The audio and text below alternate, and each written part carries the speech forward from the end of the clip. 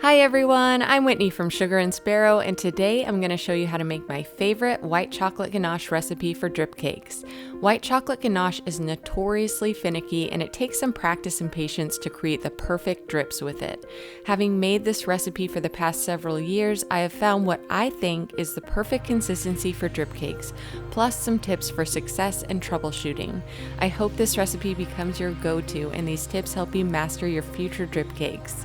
Let's get started with this recipe. White chocolate ganache consists of only 2 ingredients, white chocolate, and I'm using chips here. You could also use a bar of white chocolate, and heavy whipping cream. This is also known as double cream.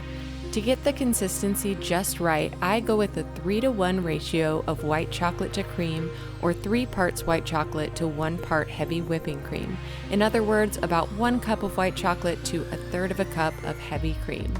For best results, I measure the white chocolate with the digital kitchen scale because it provides the most accurate measurement. It's hard to accurately measure white chocolate chips in a dry measuring cup because of all the little spaces between the chips. So instead, I'm measuring out 190 grams of white chocolate. If you don't have a kitchen scale, here is what 190 grams looks like in a measuring cup. You'll see that it's just slightly overfilled. Once you have your white chocolate measured out, chop it up as finely as you can. This will help it to combine more easily with the cream once we add it in. Place your finely chopped white chocolate into a heat-resistant bowl. I'm using a glass bowl here, but you can also use stainless steel. Next, measure out 1/3 of a cup of heavy whipping cream and place it into a saucepan. Turn the heat to medium and whisk it constantly until it just starts to simmer.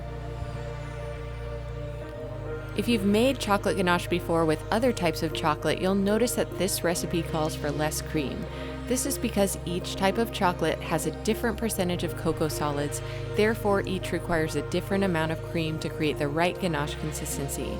White chocolate actually doesn't contain any cocoa solids, so it takes the least amount of cream. So back to the cream. You'll know it's ready when it starts to bubble around the edges and simmer slightly in the middle. When it reaches this point, turn off the heat, pour the cream over your white chocolate and whisk it all together. I like to hold the bowl over the residual heat from the burner to assist in the melting process. Keep whisking until the mixture is fully combined, smooth, and there are no bits of white chocolate left on the whisk. White chocolate ganache is naturally more yellow than you would expect unless you use a super white chocolate, which I have yet to find. If you know of one, let us all know in the comments. To whiten the ganache, I like to add about 1/2 to 3/4 of a teaspoon of Americolor Bright White. You want to be careful not to add too much because it's essentially adding more liquid to the ratio here. It's super important to get that ratio of white chocolate to liquid just right because there's a really fine line between the right amount and too much. If you add too much heavy whipping cream or color gel, your ganache will be runny even at room temperature and it will pool at the bottom of the cake like this. You can also use other colors to tint white chocolate ganache. Keep in mind that since it's so yellow naturally, any color gel you mix with it will be mixed with yellow as the base color unless you whiten the ganache first. After making the ganache, cool it at room temperature until it's slightly above room temperature. This could take anywhere from 5 minutes to 20 minutes or more depending on your kitchen environment. Mine takes about 10 minutes to reach drip consistency on average. So let's talk about some best practices for drip cakes. Number 1, always start with a chilled cake. Mine is frosted with my favorite vanilla buttercream recipe, which I'll link below, and it's been refrigerated for at least 30 minutes. A cold cake will slow down the ganache drips better than a room temperature cake, making it easier to end the drips where you want them to end. Number 2, do a test drip. If you think your ganache has reached drip consistency, use a spoon to gently nudge some ganache over the top edge of your cake and see how far the drip travels. I always do my test drips on whatever side I would consider the back of my cake, just in case the test drip needs to be scraped off. If your test drip looks good, keep on dripping the cake, which brings me to number 3. You'll want to drip the sides of the cake first before filling in the top. You can do this with a spoon by nudging ganache over the edges, using more ganache for longer drips and less for shorter ones. If your test drip didn't go so well, you can place the cake back into the refrigerator to let the ganache set before gently scraping it off vertically with a small spatula. Then just wait another 5 minutes or so before attempting the next test drip.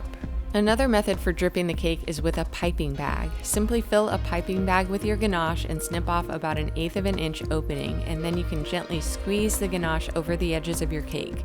This was actually my first time trying this method and I loved it. I think I'm actually going to start piping my ganache from now on. Once the sides are dripped, fill in the top by pouring some ganache into the center and spreading it until it just reaches where the drips begin. It should self-level pretty well, so don't worry about getting it too smooth. After you finish dripping the cake, pop it back into the refrigerator to let the drips set before continuing on in your decorating process. This way, it will be semi-firm and much more stable for piping, sprinkling, and doing what you want to do with your cake design. Whatever drip method you go for, know that it'll take some practice to become confident. And now, a couple troubleshooting tips. If your test drip is too runny even at room temperature, it means that you somehow added too much liquid. To fix it, you can try heating your ganache back up and then melt about 1 tablespoon of white chocolate in the microwave and combine it with your heated ganache. Then just wait for the ganache to cool back down to slightly above room temperature before adding another test drip. If it's still too runny, repeat the process of adding a little more melted chocolate back in, or start the whole recipe over with less liquid. If the test drip is too thick and goopy, it means that you let it cool for too long. Simply heat the ganache back up in 10-second spurts in the microwave until it thins out to drip consistency. Finally, this recipe makes about 1 cup of white chocolate ganache, which is about twice the amount you'll need to drip a 6 to 10 inch cake. Since there's not a whole lot of cream, you can't easily cut the recipe in half. Instead, you can store extra ganache in an airtight container in the refrigerator for up to 2 weeks. When you're ready to use it, microwave it in 10-second intervals, stirring after each one until you reach drip consistency again. And there you have it, everything I know about white chocolate ganache. I hope this recipe and these tips help with your drip cakes, and please let me know in the comments if they do. You'll find the links for the recipe and all the products I used in the video description below. If you love cake, be sure to head to my blog at sugarandsparrow.com for more recipes, decorating tutorials, and ideas for your cake making. And whether you're just starting out with cakes or curious about my methods for layer cakes, check out my Cake Basics playlist on my YouTube channel. Hit the subscribe button while you're there so you never miss a new one. Thanks for watching!